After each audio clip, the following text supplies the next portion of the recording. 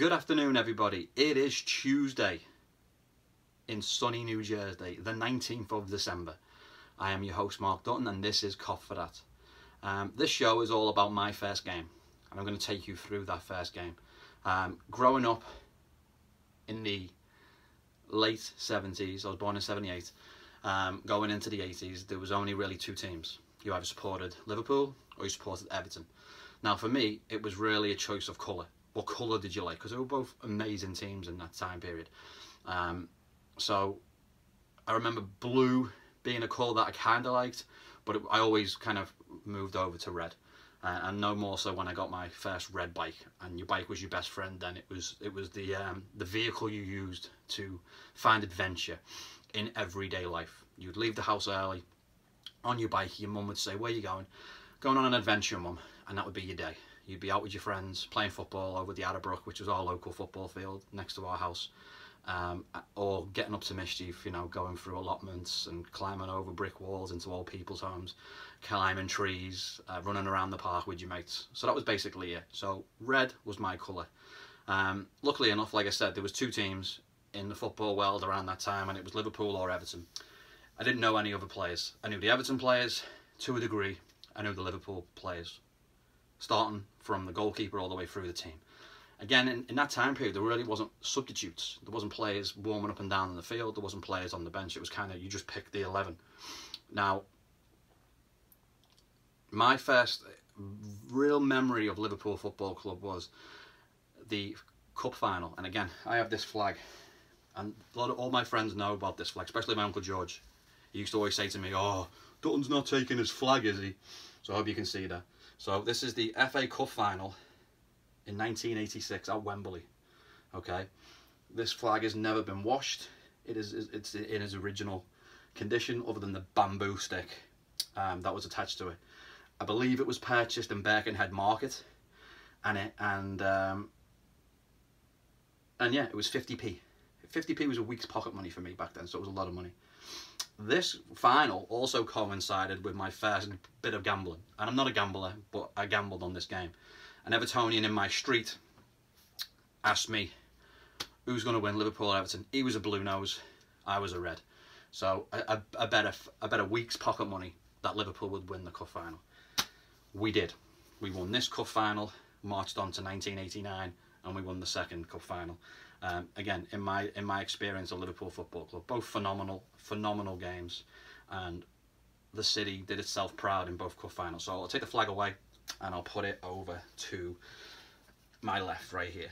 So years later, because obviously, you know, I grew up in a time when television wasn't an option. There was 4 channels. Who wants to watch TV as a kid? Like I said, there was so much adventure out in the wild from the moment you got up to the moment basically people were searching for you because it'd gone dark and you still weren't home. So you played out all day, didn't watch too much TV, didn't really watch Liverpool Football Club on the TV. So like I said, having too much fun outside, playing football yourself, trying to be Stevie Nicol or Craig Johnson, who were my favourite players in the 80s. All day long, just playing football. And then you basically never heard of Liverpool until the cup final, and you would sit down and watch the cup final.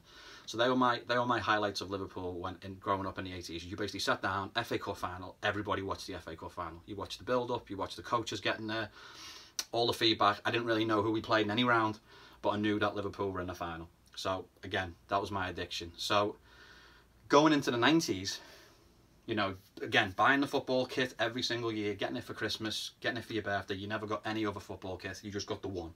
That was it. You got one for the season. Or that kit might have been used for a couple of seasons, not like it is today where it's a new kit every year. It seemed to be like a kit that would last you for 2 or 3 seasons. And again, you never took it off.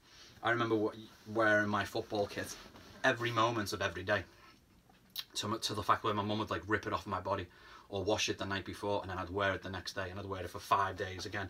Always wore your football strip everywhere you go. And it's similar in Liverpool right now, but with the way society is, you know, kids getting lots, and I have 2 sons and they both have a million different football kits. You basically had one. Again, choices were simple, red or blue, Liverpool or Everton. So I was a red. I got to go to my first game in 1992. And here's the programme. You can see it here. Okay. This is the original programme. I just actually had it in a frame on the wall and I just took it out the frame, smashing the glass. So that wasn't too clever on my part. But you can see on the front, David Burrows and Rob Jones on the phone cover. They were basically the young guns in the team. Had just come into the side. I'll go over the team news for you. So on the back is the back of the programme. You can see it. Bruce Grobbelaar in goal. Glenn Hussein. Steve Harkness, young Steve Harkness. Mike Marsh, again young. Mark Wright as captain. Can't even say this guy, and I don't even know who he is. Istan Kozama, who's he? He played, he was number 6. Dean Saunders, Ray Houghton, Ian Rush, a young Jamie Redknapp, and a young Steve McManaman. So the young guns in this team were basically making their first appearances this season. It was under Graham Souness as manager, and again it was kind of a rebuilding operation that he had on his hands. There you go. And he's talking about a former Liverpool player who was an absolute beast, John Walk, who was the captain of Ipswich at the time. So again, like I said, there's no subs listed on the programme. The programme was £1. It is very skinny. The funny thing is, I think that the guy in the middle in the poster, there he is John Barnes, and he's not even in the team. So Liverpool, I guess, named a team of kids in this 5th round FA Cup replay. So we'd actually gone to Ipswich first, and we'd tied that game to get a replay back at Anfield. So my Uncle Jimmy got me tickets, and he told me this 2 weeks before the game, and it was going to be my first game ever. So for 2 weeks, all you're thinking about is, when are we going to match? When are we going to match? It also aligns in relation to the centenary of the club. So Liverpool is 100 years old, like Liverpool is 125 years old up on the back of that warm-up top.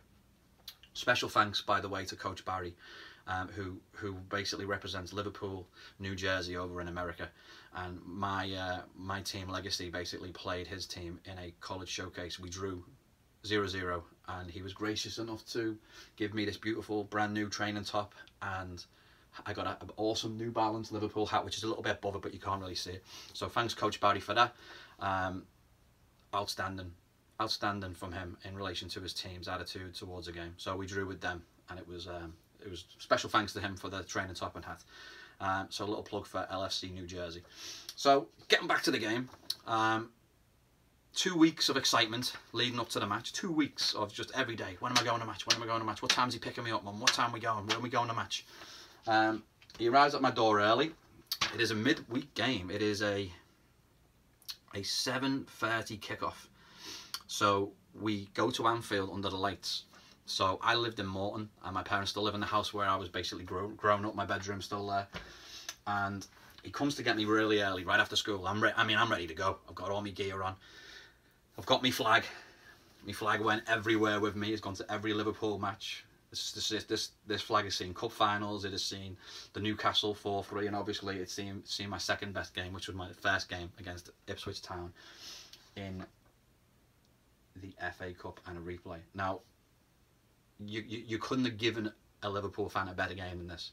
Couldn't. At all. We'll get back to the signature in a minute. Excitement level through the roof. Don't know what Anfield's like. Never seen it other than on television. We only live 20 minutes away from it in a car from Morton, going through the Mersey Tunnel to the actual stadium. But I've never been there. You know, Liverpool, again, when you're a kid, is so far away. And it was a time when people didn't really use cars. Many people didn't have cars. Transportation, like I said, was your bike, or you walked, you got the bus, you got the ferry, you got the train. So we walk from my house about 2 miles to the train station, and I feel like I just fly there. I don't remember walking. I feel like I just flew to the train station. We get on a train into Liverpool, and we get off at Lime Street. So from Lime Street station, you're out in the city, and coming out of Lime Street, the city looks huge. You got Liverpool Museum right there. There's monuments all over. It just looks like an unbelievably massive place. So we're out on the street, right? We've got to get to Anfield. So we decide to walk. So we walk from Lime Street Station all the way up to Anfield, and we go through council estates with high-rise towers, tower blocks. We call them flats. Weaving in and out of little alleyways. We go through a park. Or should I say, we run through a park. You know, it's getting very dark now at this point. We get up to the top of the park, and then we start going down, and it's like a descent. And you go down this huge hill, and you go again through housing estate after housing estate of houses that are basically long line of like 50 houses all stuck together, which are called terraced houses. A lot of them have been knocked down now for the development of that area, but they were fantastic little houses. And again, you're weaving through back alleys. Now the excitement level is high, and we enter the back of the stadium, and you see the Kop, and the Kop's right in front of you, and you don't realise what the Kop is until you've actually been in it. So we walk around the side of the Kop, we queue up, and we give the guy, and it's a rickety old turnstile, it's about this big, it feels like it's this big. You walk through it, you give your ticket, and then you're in, and it's like this. It's like you're right bumper to bumper with people. So you walk through small corridors. We're in the lower Centenary stand, which is now the Ian Rush stand. It was called the Camlin Road then, so it's been renamed a couple of times. And we are walking up the stairs, and then Anfield hits you, and it hits you like nothing you've ever seen. It's like the first time you see the love of your life. So my wife Shannon, or that's the only way I can describe it. It's the first time you see that. It's electricity. You walk out onto the field, and you are stood there, and you see, and you go, I'm home. This is it. This is everything that I've ever wanted to see in my entire life. You're there. It is unimaginable, the experience and what goes through your body. So the seats are wooden back then, so you sit down on your wooden seat, and I'm sitting up because I was only small then, and I'm looking around, and the Kop is in full sway. I mean, the Kop would move. It was the heartbeat of the city, the heartbeat of the stadium. Where the ball went, the Kop moved, because it was a stand that obviously you stood up in. There was no seats in the Kop then, and it swayed and it moved and it went backwards and forwards. It kind of moved with the ball. Wherever the ball went around the field, the Kop would move. Now, to cut a long story short, the first thing I noticed was the amount of bad and foul language that was going on in the stadium. So when you're told never to say these certain words, they're used in songs, they're used from all around you. So you're getting, you know, it was predominantly men, working class men, screaming and yelling, all different types of bad language. And you're like, oh my god, oh my god, oh my god. So getting used to that was funny, because you know, these are all bad, naughty words you're not allowed to say as a kid. I don't know what I watched more in that first game. The Kop in full voice is one of the most insane things I've ever seen. Like, it's just a beautiful sight. I would watch the Kop, then the match, the Kop, but the Kop was calling my name. You know, in later years when I finally got my season ticket, I would have it in the Kop, and I still have it to this day. Good old 208, right at the back, right corner of the Kop. Again, kind of where I sat in the lower Centenary, lower Kenny Dalglish. Just unbelievable. So I was watching the game, watching the Kop, and again, as a kid, you never want this experience to end. You never want it to end. It is unbelievable how brilliant this game is. So the game is tied 2-2, and we go into extra time. So my wish has been granted. Not only have I seen 4 goals, I've seen Liverpool take the lead, lose the lead, Ipswich take the lead, Liverpool tie it, with a phenomenal Jan Molby free kick, and then we go into extra time. So then, you know, what are we going to win? I can't come to the Anfield, my first game, and have us lose, especially not at Anfield in extra time. And a young Steve McManaman weaves magic and scores the winner, and the roof nearly comes off the stadium. I mean, it was insane. Just a absolute shot of ecstasy that just goes right through your entire body. Everybody, people you don't even know, jumping on you, screaming, everybody hugging, yelling and shouting. And we move on to the next round of the Cup. Walking out, I definitely flew out the stadium, flew over the roof and onto the pavement. I don't remember too much about that. I know we ran, because it was a late game, I had school the next day. We ran out of Anfield, we ran all the way up the hill, we ran all the way down the park. We got to Lime Street Station. It felt like it took me 10 seconds to get there. because the adrenaline was pumping through your body. I can't believe it. Liverpool have just won 3-2 in a FA Cup replay, my first game ever, and it was just one of the most insane experiences of my entire life. I don't think you ever forget that first day. You don't forget the person you were with. Again, my Uncle Jimmy took me. He was my favourite uncle in the world at that time because he was football mad, and that's all I wanted to do. Football, football, football. Play 24 hours a day. That was it. But to actually go, and then I was hooked then. And then, you know, I've had my season ticket for forever. In the Kop, in a seated Kop. A funny thing, I went to the one of the last games on the Kop with my friend Paul Armbruster. And as I was walking in, with not experienced in the Kop yet, it was my first time on the Kop, and it was the old Kop where it was standing. I was grabbed by Granada Tonight, and it was a local television programme, and they were interviewing fans as they were going in and out of the stadium, what their feelings were of the Kop being taken down and becoming an all-seater stand, because it was the last stand in the stadium. The rest of it was seating, so left and right, all seats. Anfield Road, main stand, Lower St Henry, Cane Leaf stand, all seated. The Kop was a standing stand. Now obviously off the back of the Hillsborough disaster, it was deemed that it was unsafe. So me as a Liverpool fan who's never been in the Kop, and I've queued up outside the ground with my friend Paul, and we were like the first person to get in. It was like £5 on the door. You paid your £5 and you go stand anywhere you want. But that Kop would fill up. Again, bumper to bumper with people.